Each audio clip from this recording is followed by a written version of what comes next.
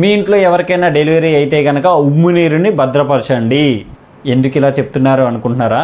ఇది చాలా ఇంపార్టెంట్.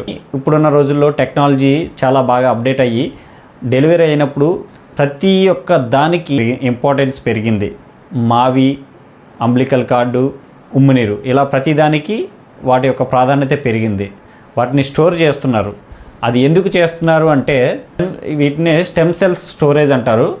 వీటితో ముందు ఫ్యూచర్లో ఏదైనా ప్రాబ్లమ్స్ వస్తే స్టెమ్ సెల్స్ థెరపీ చేయడానికి ఉపయోగపడుతుందండి. అసలు స్టెమ్ సెల్స్ థెరపీ అంటే డెలివరీ అయిన అంబ్లికల్ కార్డ్ కట్ చేసి, అంటే ఒక తల్లికి బిడ్డకి పేగుబంధం అంటారు కదా, ఆ పేగుని కట్ చేసి వాటిలో ఉన్న బ్లడ్ సెల్స్ని ఫ్రీజ్ చేసి స్టోర్ చేసి ఉంచుతారు -డిగ్రీల ఉష్ణోగ్రతలో.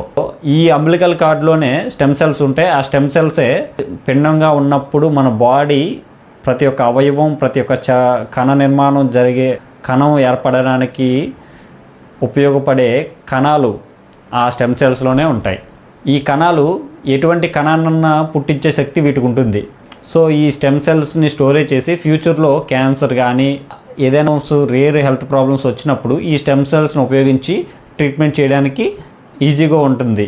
సో స్టెమ్ సెల్స్ అలా ఉపయోగపడతాయని చాలామంది డబ్బున్న వాళ్ళు స్టెమ్ సెల్స్ని స్టోరేజ్ చేసుకుంటున్నారు. ఇప్పటి వరకు అంబ్లికల్ కార్డ్ని మాత్రమే స్టోరేజ్ చేసేవారు. తాజాగా ఉమ్ము నీరుని కూడా భద్రపరచాలి. అలా భద్రపరిస్తే ఉమ్ము నీరు ద్వారా కూడా అలాంటి ప్రయోజనాలే ఉన్నాయి అని చెప్పి శాస్త్రవేత్తలు చెప్తున్నారు. దాని మీద ఇంకా పరిశోధనలు జరుగుతున్నాయి. సో మీలో ఎవరైనా మీ పిల్లల భవిష్యత్తు గురించి ఆలోచించినట్లయితే, అవకాశం ఉంటే, ఎఫర్ట్ పెట్టగలను అనుకుంటే స్టెమ్ సెల్స్ స్టోరేజ్ చేయండి. Thank you.